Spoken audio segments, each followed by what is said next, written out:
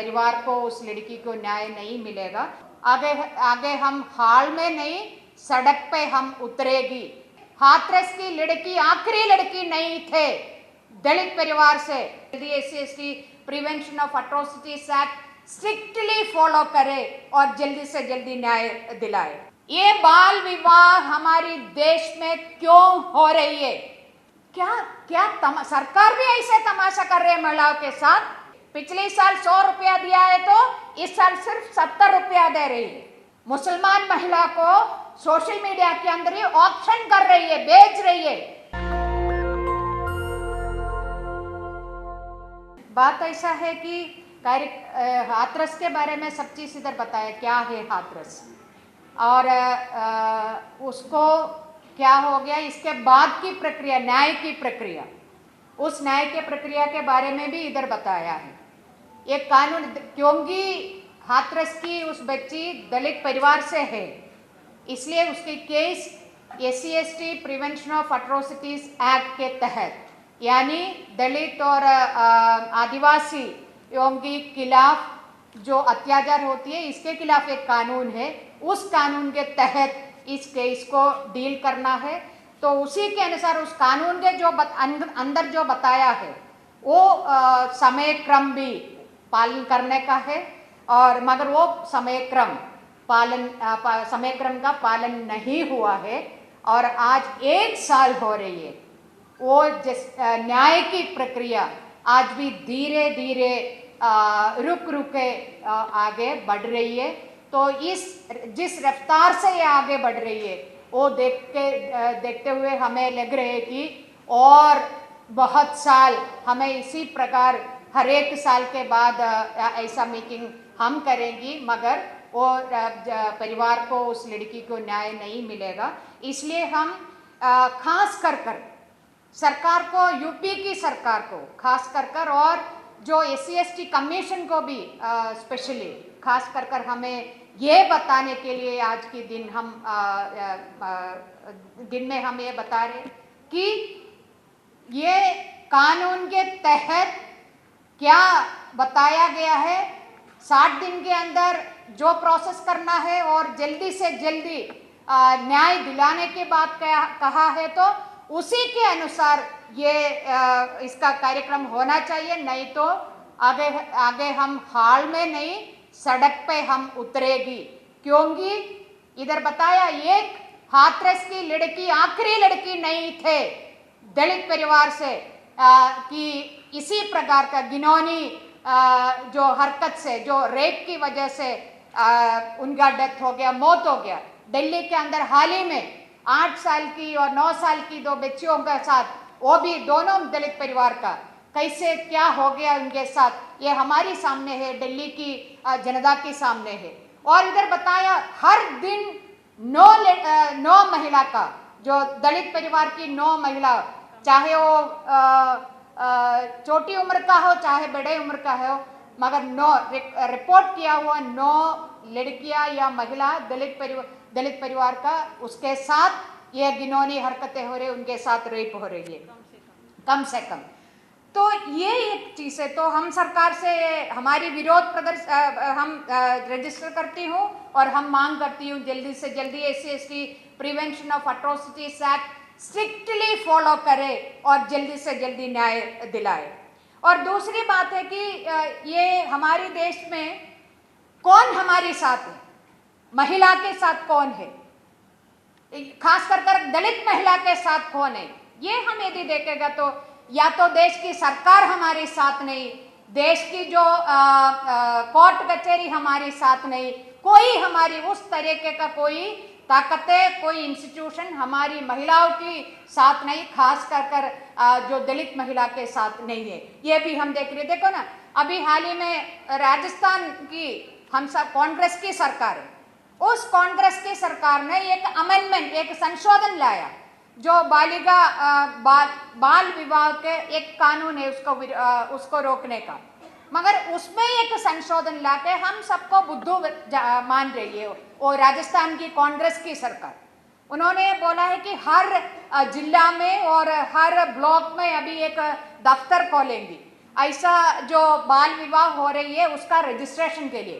अरे जब देश के अंदर बाल विवाह को क्या है बिल्कुल कानूनी तौर पे उसको रोका गया है, यह गैर कानूनी चीज है। एक तरफ कानून है और दूसरी तरफ आप ऐसा संशोधन ला रहे हैं कि ऐसा जो रजिस्टर करने के लिए पहले कानून बनाया, ऐसा कोई ऐसा करेगा तो माँ बाप को 2 साल की जेल है।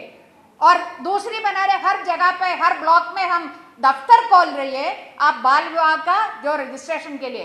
कौन माँ बाप जाएगा? आपने पहले बताया हमें 2 साल की सजा मिलेगा और फिर कोई माँ बाप जानबूझ के मुझे जेल में डालो करके बोलने के लिए रजिस्ट्रेशन के लिए चलेगी? नहीं चलेगी। ये बाल विवाह हमारी देश में क्यों हो रही है इसके बारे में पता करने का, उसका जो मूल कारण क्या है उसको एड्रेस करना चाहिए था ये कोई भी सरकार हो, मगर वो नहीं कर रही है। विवाह होने के लिए इंतजार कर रही है और इसके बाद उसका रजिस्ट्रेशन के लिए व्यवस्था बना रही है। तो ये हम देख रहे हैं कोई प्रोग्रेसिव, हम बोले कि डेमोक्रेटिक सरकार भी सत्ते पे हो, मगर महिलाओं के साथ यही हो रही है। और दूसरा देखो कोर्ट, अभी हाल ही में चंडीगढ़ में एक कोर्ट ने बोल रहे कि 18 साल के बाद यदि लड़की बोले कि हम इसका खिलाफ है, जो जिसको बाल विवाह हो गया है 18 साल के बाद वो लड़की बोले कि मैं इसमें कंटिन्यू नहीं करना चाहिए, तब उस बच्ची को उससे आज़ाद है। क्या सरकार भी ऐसे तमाशा कर रहे हैं महिलाओं के साथ, और जो हमारी देश की कोर्ट कचहरी भी यही तमाशा कर रही है। तो मामला बहुत सीरियस है। और क्या कोई कमी है हमारी देश में कानूनों का? दिल्ली का निर्भया की वजह से जो कानून इधर हमारे देश में था वो बहुत सशक्त किया, उसमें बहुत सारी परिवर्तन किया। जो बलात्कार का जो परिभाषा था पहले, उसको बदलकर बहुत सारे चीज इसके साथ जोड़ा है हमारी दिल्ली का निर्भया के बाद। इसके बाद क्या कोई रेप खत्म हो गया? क्यों नहीं है? हम मैं बताना चाहती हूँ, आप ही को भी पता है, महिला पक्ष वाली, बच्चों पक्ष वाली, यानी हमारे लिए इस देश की संसद ने बहुत सारे कानून बनाया है। ओ ये कानून ऐसा वैसा कोई सत्ते पे जो सरकार बैठा है उनकी मेहरबानी से नहीं, इस देश की महिलाओं की जो डेड बॉडी के ऊपर, उसकी ब्लड का ऊपर खड़ा होके इस देश की संसद ने कानून बनाया हमें उस सारे चीज से मुक्त कराने के लिए। कौन पालन कर रही है इसको? सरकार ने, केंद्र सरकार ने जो फंड बजट के अंदर देना चाहिए था, ये सारी कानून काउंट करेगा तो बहुत कानून उसका गिनती करेगा तो कैसे पालन होगा जब सिस्टम कड़ा नहीं करेगी? तो घरेलू हिंसा के खिलाफ कानून है, बहुत सारे कानून है, मगर कोई जो जितना पर्याप्त संख्या में पैसा देना चाहिए बजट के माध्यम से, सरकार हर साल उसको काटती जा रही है। पिछले साल 100 रुपया दिया है तो इस साल सिर्फ 70 रुपया दे रही है। कैसे कानून होने का? किताब में कानून लिखने से कुछ होगा? फर्क होगा? नहीं होगा। किताब में जो कानून है वो कानून को उतार कर हमारी जिंदगी में लाना है तो उसका सिस्टम कड़ा करना है। वो सिस्टम कड़ा करने के जो काम है वो सरकार की काम है, वो नहीं कर रही है। इस वजह से हाथरस और होती जा रही है। दिल्ली जैसा जो निर्भया बॉम्बे में भी होगा और जो गोवा में भी होगा और दिल्ली के अंदर और भी। दिल्ली कौन सी शहर है? देश की राजधानी। देश की राजधानी के अंदर बार बार ये चीजें हो रही है। केंद्र सरकार दिल्ली का जो पुलिस का पूरा कंट्रोल करती है, केंद्र सरकार कौन? जो क्या है उसको हमारी नरेंद्र मोदी सरकार, अमित शाह, मोदी और शाह, मोशा दोनों बैठ के दूसरा चीजें कर रही है। कैसे दोनों को एक दूसरे से क्या है लड़ाई करवा सकती है। जाति के नाम पे, धर्म के नाम पे। ये नहीं है, देश में जो कानून है उस कानून को लागू करके इस देश की महिलाओं को और लड़कियों को जो देश की 75 साल की आजादी का सेलिब्रेशन हो रही है, हम बैठ के हाथरस की 1 साल पहले एक बच्ची के साथ जो रेप हुआ, उसका मर्डर हो गया, इसको जला दिया है, उसके न्याय के लिए हम आज जो आवाज उठाने के लिए बैठा है। 75वीं साल की आजादी। तो मैं समाप्त करती हूँ। मैं सिर्फ इतना बताना चाहती हूँ, इवन एक और पॉइंट में बता दूं कि 75वीं साल में प्रवेश करने से पहले हमने सबने एक खबर देखा, सुल्ली डील। क्या था सुल्ली डील? मुसलमान महिला को सोशल मीडिया के अंदर ही ऑप्शन कर रही है, बेच रही है। लगभग 100 महिलाओं की, मुसलमान महिलाओं की फोटो देख के बोल रहे कि इसमें से किसी को भी आप खरीदो, आ जाओ।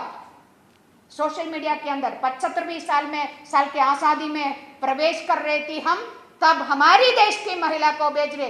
कल वो मुसलमान महिला के था तो इसके बाद हमारी किसी का भी होगा, चाहे वो महिला फेडरेशन का होगा, चाहे वो आइडवा का होगा, चाहे आइडमाम का होगा, किसी का भी हो सकती है, पूछने वाला कोई नहीं है।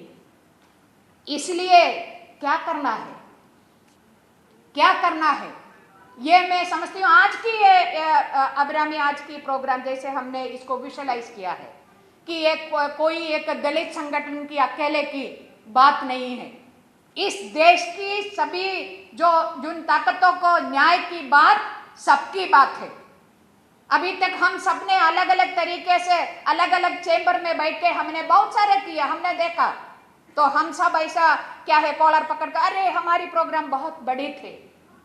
उसका रिजल्ट इस जमाने में जो फांसीवादी ताकतें मोशाद लोग उधर सत्ते पे बैठा है, संघ परिवार संगठन और आरएसएस वाला इस देश का, हम क्या खाए, क्या पहने, क्या बोले, सब हमारे ऊपर तोप रहे। तो ये वक्त है कि हमें सबको एक साथ आने का है। ये आने वाला दिनों में हम एक साथ लड़ेंगी, न्याय के लिए लड़ेंगी और हमारी जो संवैधानिक हक के लिए हम लड़ेंगी। और हमारी लड़ाई आज नहीं तो कल नहीं तो परसों क्या होगा, जीतेगा ना? तो बोलो ना, लड़ेंगे, लड़ेंगे, लड़ेंगे हर जाल जुल्म की टक्कर में। नेशनल दस्तक की आपसे गुजारिश है कि अगर इसको बचाना चाहते हैं तो नेशनल दस्तक को सब्सक्राइब करने के लिए रेड कलर के सब्सक्राइब बटन को दबाएं, फिर बेल आइकन की घंटी दबाएं। नेशनल दस्तक को बचाने के लिए बहुत जरूरी है कि हर खबर को शेयर करें, लाइक करें, कमेंट जरूर करें।